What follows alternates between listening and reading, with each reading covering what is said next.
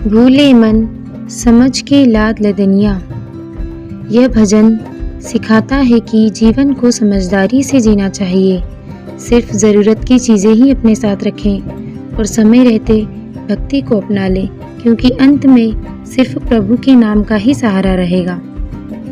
भूले मन समझ के लाद लदनिया। हे मनुष्य, समझदारी से बोझ उठाओ।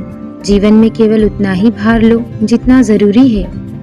थोड़ा लाद बहुत मत लादे, टूट जाए तेरी गर्दनिया। अगर तुम ज़रूरत से ज़्यादा मोह माया का बोझ उठाओगे तो जीवन में टूट जाओगे। जैसे कोई आदमी भारी गठरी से अपनी गर्दन तोड़ ले। भूखो होए तो भोजन पाले, आगे हाथ न बनिया। जब भूख लगे तो भोजन कर लो, क्योंकि आगे रास्ते में कोई बाजार या बनिया नहीं मिलेगा।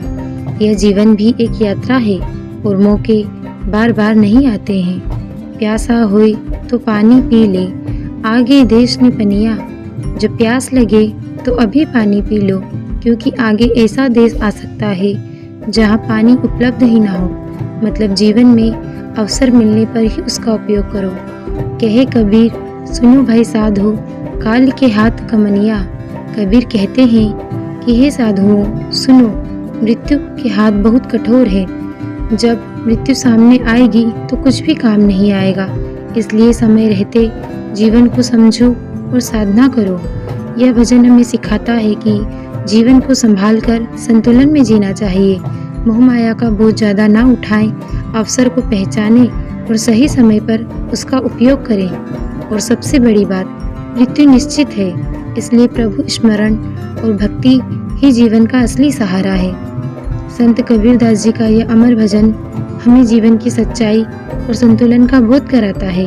कबीर जी कहते हैं, जिंदगी में जितना ज़रूरी है उतना ही बोझ उठाओ। लालच और मोह माया का ज़्यादा बोझ उठाओगे तो टूट जाओगे। अवसर का उपयोग समय रहते करो, क्योंकि आगे फिर वह मौका दोबारा नहीं मिलेगा। मृत्यु के सामने धन, परिवार, कोई पद और प्रतिष्ठा काम नहीं आएगा।